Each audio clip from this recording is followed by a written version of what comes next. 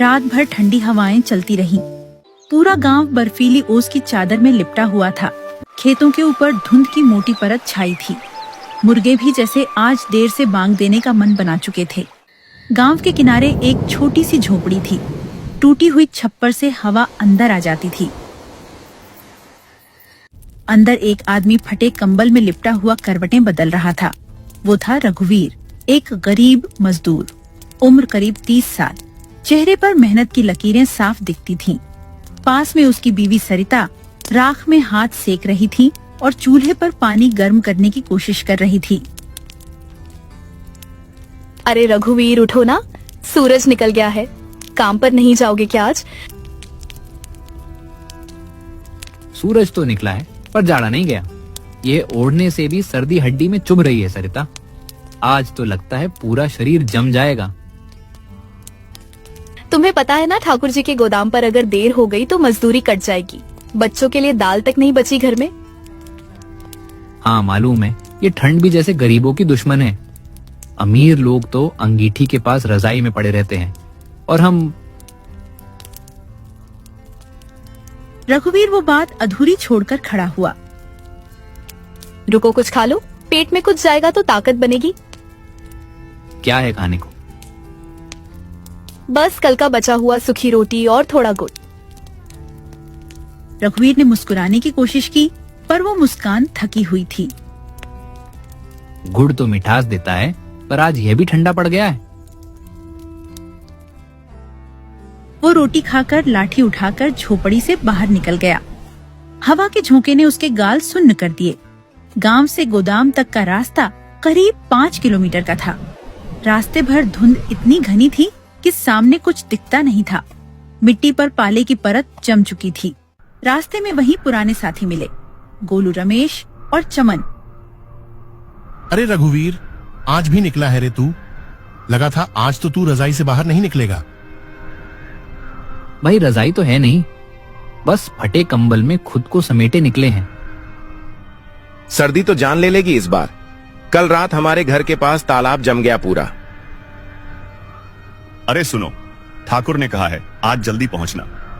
नए चावल की खेप आई है, जो देर करेगा उसका हिसाब कटेगा।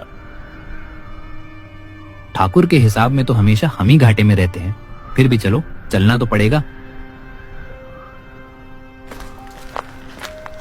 चारों चल पड़े धुंध में खोए रास्ते से। हर कदम पर मिट्टी से भाप उठती थी। पांव की उंगलियां जमी जा रही थीं। गोदाम पर पहुंचते ही आग की लपटें देख सबने हाथ सेकना शुरू किया, मगर आग सिर्फ ठाकुर और उसके चेलों के पास थी। मजदूरों के हिस्से में बस धूल और धुआं। अरे ओ रघुवीर, फिर देर से आया रे तू? अभी तो 2 घंटे पहले सब पहुंचे थे। मालिक, धुंध बहुत थी, रास्ता दिख नहीं रहा था। बहाने मत बना, आज आधा दिन की मजदूरी कटेगी, समझा?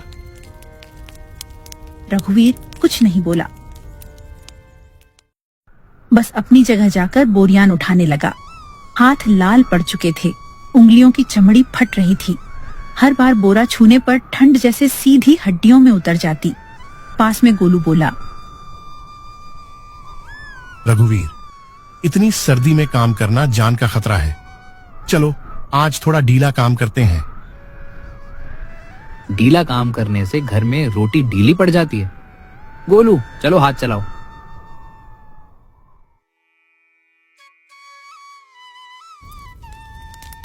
दोपहर तक सूरज थोड़ा निकला, मगर हवा अब भी ठंडी थी।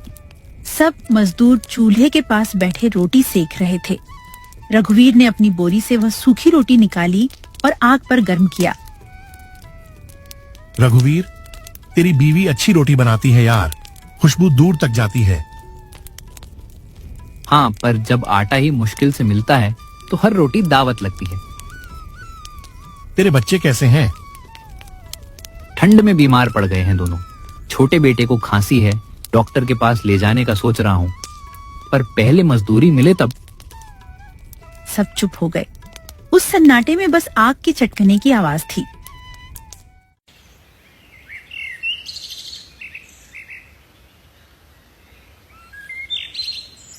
शाम होते ही हवा और तेज हो गई। मजदूर अपने औजार समेटने लगे। ठाकुर पैसे गिन रहा था। आज आधा दिन की मजदूरी 75 रुपए लेना है तो ले जा, वरना कल पूरा दिन काम कर लेना। ठीक है मालिक। उसने पैसे ली और कांपते हाथों से जेब में रख ली। भाई 75 रुपए में क्या होगा?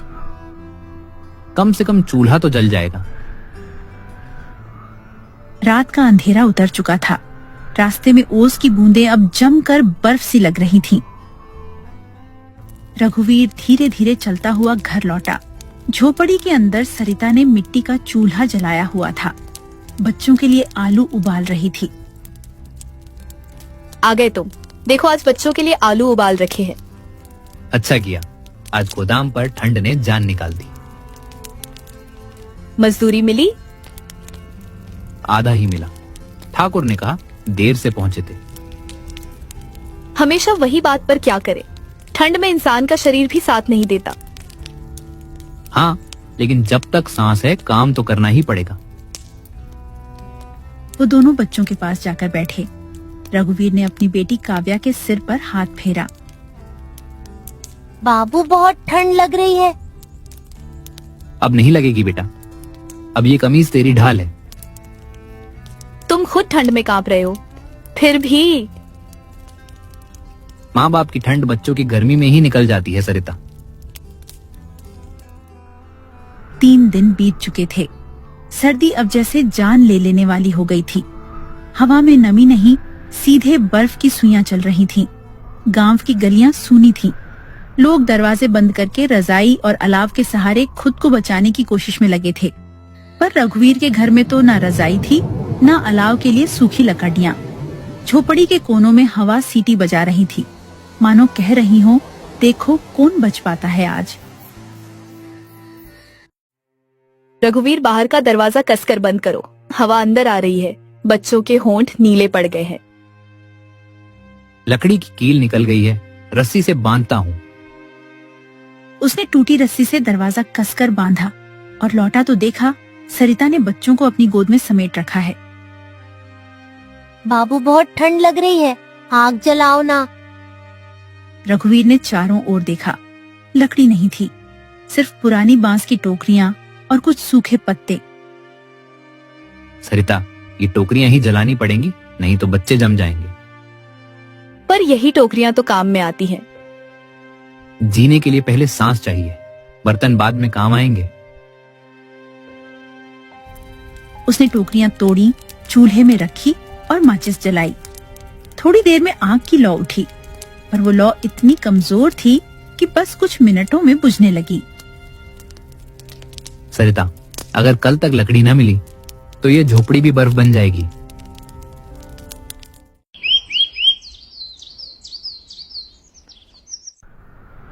अगले दिन सूरज तो निकला, पर उसकी किरणों में भी गर्मी नहीं थी। पूरा गांव जैसे मौत की नींद में था। लोग घरों में बंद थे। खेतों पर अब सफेद बर्फ की परत जम चुकी थी। रघुवीर ने बाहर झांका। हवा में धुंध ऐसे घूम रही थी जैसे किसी भूत का साया हो। कहीं मत जाना आज, ठाकुर का गोदाम भी बंद होगा। सुना है कल रात उसके एक मजदूर की ठंड से मौत हो गई। अगर मैं ना जाऊं तो बच्चों को खाने को क्या दूं सरिता? मौत तो वैसे भी हमारे दरवाजे पर खड़ी है। पर जाओगे तो ठंड तुम्हें भी ले जाएगी। मैं नहीं चाहती तुम्हें खो दूं। रघुवीर चुप रहा और दीवार पर टंगा पुराना गमछा उठाकर सिर में बांधा और चल पद्दा। बाबू जल्दी आना। अगर भगवान ने चाहा तो आज थोड़ा राशन लेकर लौटूंगा बेटा। रास्ता अब किसी बर्फीले जंगल से कम नहीं था। पेड़ों पर ओस नहीं, बल्कि बर्फ की मोटी परत जमी थी। हर कदम पर मिट्टी की जगह फिसलन थी। ऐसी ठंड तो पिछले 20 साल में नहीं देखी। लगता है भगवान भी इस बार परख रहे हैं।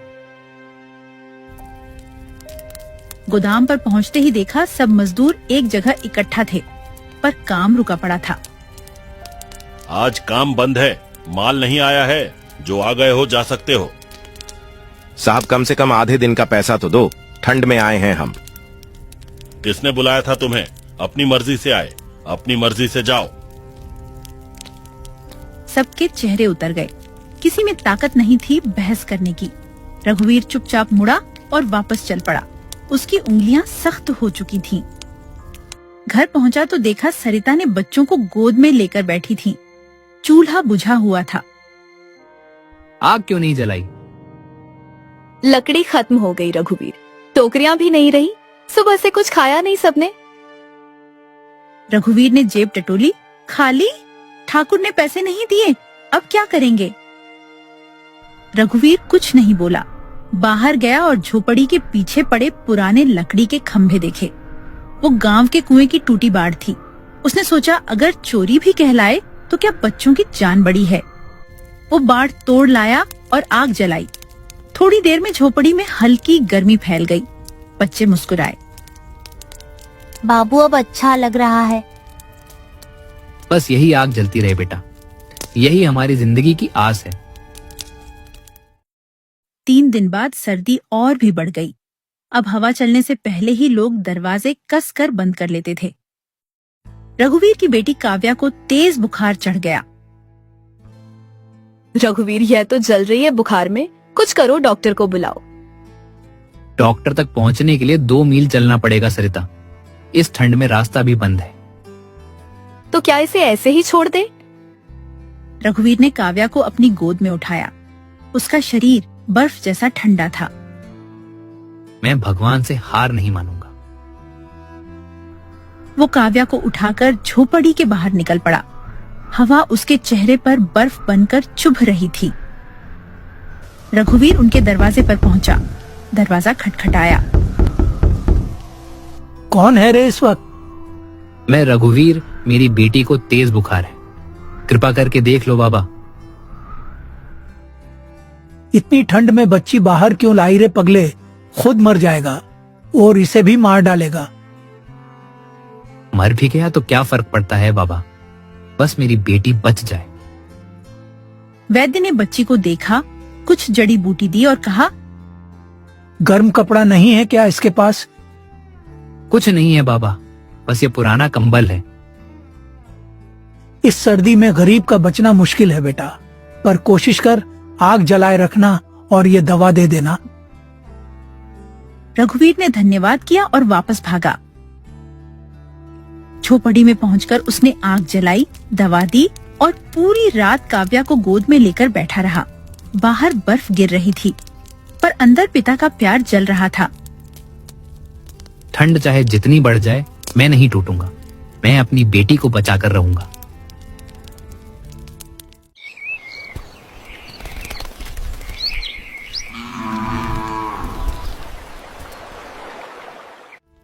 धीरे धीरे सुबह की पहली किरण आई। काव्या का बुखार थोड़ा उतर गया। सरिता की आंखों में आंसू थे। देखा, भगवान ने हमारी सुनी। भगवान नहीं सरिता, यह आग, ये हिम्मत और ये प्यार ही भगवान है। जनवरी का पहला हफ्ता था। सर्दी अब कम नहीं हो रही थी, बल्कि गांव की हर दीवार, हर पेड़ और हर इंसान में बस गई थी। सुबह की धुंध इतनी मोटी थी कि सामने खड़ा आदमी भी गायब दिखता। झोपड़ी के भीतर रघुवीर चुपचाप बैठा था। सामने बुझा हुआ चूल्हा पड़ा था और कोने में सरिता बच्चों को अपने बदन से चिपका कर बैठी थी। 3 दिन से चूल्हा नहीं जला। रघुवीर, आटा खत्म हो गया है, कुछ इंतजाम करो। कहाँ से करूं सरिता, ठाकुर का गोदाम अभी भी बंद है, सब काम रुका पड़ा है। तो क्या आप बच्चों को भूख से मरने देंगे? मरने नहीं दूंगा, पर जिंदा रखने का रास्ता भी तो ठंड ने रोक दिया है। बाहर हवा की आवाज गूंज रही थी, जैसे कोई अदृश्य राक्षस दरवाजे पर दस्तक दे रहा हो। रघुवीर बाहर निकला। पूरा गांव सुनसान पड़ा था। ना कोई खेतों में, ना कोई सड़क पर। लोग अपने घरों में कैद थे और जिनके पास आग नहीं थी वो डर में दुबके हुए थे। गांव की चौपाल पर वो रुका। वहाँ कुछ बुजुर्ग बैठे थे। उनके पास भी बस बुझी राख थी। काका, कोई काम मिलेगा क्या? ठाकुर के यहाँ कुछ सुनाई दिया। बेटा, ठाकुर तो शहर चला गया, गोदाम बंद पड़ा है, ठंड में माल नहीं आ रहा है। इस बार की सर्दी तो जैसे कहर बनकर आई है। तो फिर गांव के गरीब क्या करेंगे? जितनी आग है उतने दिन जिएंगे, उसके बाद जो किस्मत। रघुवीर कुछ कह नहीं पाया। झोपड़ी में लौटकर देखा, सरिता ने बच्चों को सुला दिया था। काव्या की आंखों के नीचे नीले घेरे बन गए थे। कुछ मिला? नहीं सरिता। अब क्या करेंगे रघुवीर? रघुवीर ने बाहर देखा। झोपड़ी के पीछे बर्फ से ढका आम का पेड़ खड़ा था। उसकी डालियों पर कुछ सूखे आम के पत्ते बचे थे। वो उन पत्तों को तोड़ कर लाया, उन्हें आग में जलाया और बोला, जब तक ये पत्ते जलते हैं तब तक हम जिंदा हैं सरिता। कल कुछ ना कुछ रास्ता निकालूंगा।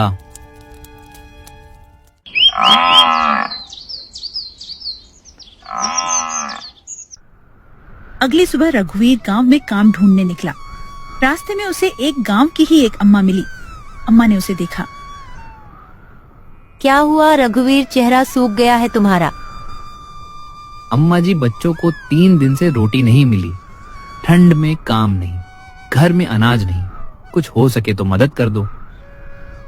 अम्मा चुप रही, फिर थोड़ा चावल, गुड़ और लकड़ी लाकर बोली, ले बेटा, थोड़ा ही है पर शायद रात निकाल जाए। आपको जरूर भगवान ने भेजा है अम्मा जी। आज सच में भगवान दिख गए मुझे। रघुवीर घर लौटा तो सरिता की आंखों में डर था, पर जैसे ही उसने गुड़ और चावल दिखाया वो मुस्कुरा उठी। रघुवीर, तुमने कर दिखाया। आज बच्चों को गर्म दलिया मिलेगा। उसने चूल्हे में आग जलाई, भाप उठी और घर में खुशबू फैल गई। 6 उठ गए और छोटी काव्या ने पहली बार मुस्कुराते हुए कहा, माँ, आज तो रसोई में धुआं है, लगता है हम जिंदा हैं। जब तक यह धुआं उठता रहेगा हम किसी ठंड से नहीं हारेंगे। पर यह खुशी ज्यादा देर नहीं टिक सकी। 3 दिन बाद फिर ठंडी हवाओं का तूफान उठा। रात में बर्फीली हवा ने झोपड़ी के एक हिस्से को उड़ा दिया। रघुवीर, दीवार गिर गई। रघुवीर ने बच्चों को पीछे किया और चिल्लाया, कोई रस्सी दो, कोई बांध दो इसे। उसने पुराना कपड़ा फाड़कर दीवार की दरार बंद की। बाबू, अब तो आग भी नहीं बची। हम ही आग हैं बेटा। जब तक हम जल रहे हैं ठंड हमें नहीं बुझा सकती। वो बात जैसे खुद को भी हिम्मत दे रही थी। रात के सन्नाटे में सब सो गए। रघुवीर जाग रहा था। वो आग के पास बैठा राख को कुरेदता रहा ताकि थोड़ी गर्मी बनी रहे। वो सोच रहा था, एक दिन आएगा जब ठंड जाएगी, सूरज लौटेगा, खेत फिर से हरे होंगे, पर क्या हम तब तक टिक पाएंगे? उसकी आंखें बंद होने लगीं। बाहर आसमान में बादल हटे और चांदनी बर्फ पर चमक उठी। धीरे धीरे रघुवीर के होठों पर एक हल्की मुस्कान आई। सुबह जरूर आएगी, बस एक रात और।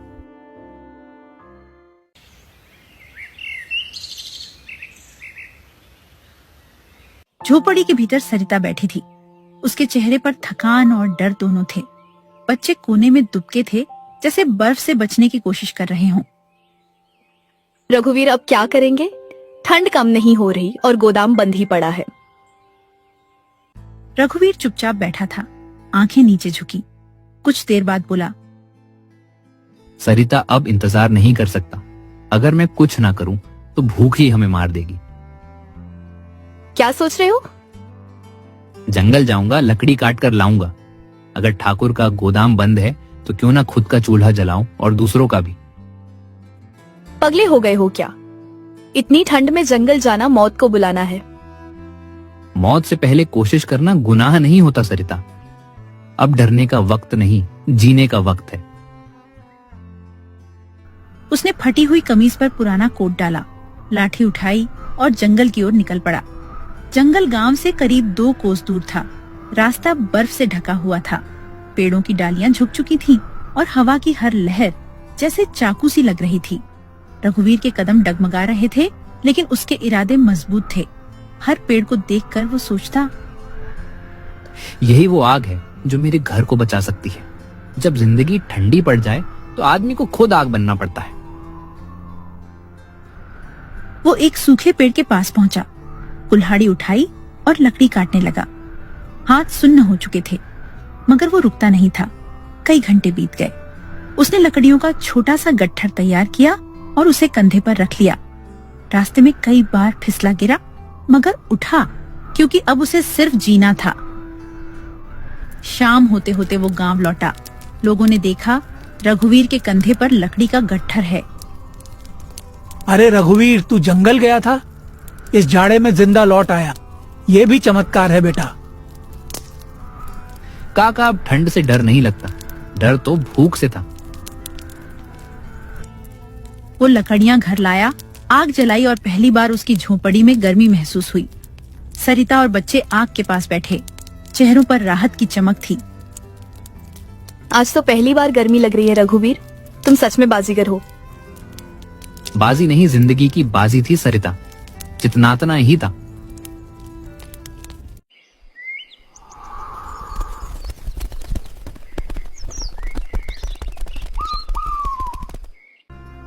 अगले दिन रघुवीर ने सोचा, अगर मैं लकड़ी काट सकता हूँ तो क्यों ना उसे बेचूं। वो फिर जंगल गया। इस बार कुछ और लोगों को साथ लिया। गोलू, चमन और रमेश, सबने मिलकर सूखी लकड़ियां काटी और गांव में बेचने लगे। धीरे धीरे गांव के लोग भी उससे लकड़ी खरीदने लगे। रघुवीर के झोपड़ी के बाहर अब रोज धुआं उठने लगा। चूल्हे का धुआं, जिंदगी का निशान। रघुवीर भाई, तू तो ठंड का राजा बन गया रे। नहीं गोलू, बस ठंड को हराना सीख गया हूँ। फरवरी के शुरुआती दिन थे। अब हवा में थोड़ी नरमी आने लगी थी। खेतों की मिट्टी फिर से सांस लेने लगी थी। गांव में लोग बाहर निकलने लगे। बच्चे फिर से खेलते दिखने लगे। ठंड की कठोर परत अब धीरे धीरे पिघल रही थी। रघुवीर अपनी झोपड़ी के बाहर बैठा था, बच्चों को हंसते हुए देख रहा था। सरिता पास आकर बोली, देखो ठंड आखिर चली गई रघुवीर, तुम्हारी मेहनत ने हमें बचा लिया। ठंड तो हर साल आएगी सरिता, पर अब डर नहीं लगेगा। जब तक हाथों में ताकत है और दिल में हिम्मत, कोई सर्दी हमें नहीं रोक सकती।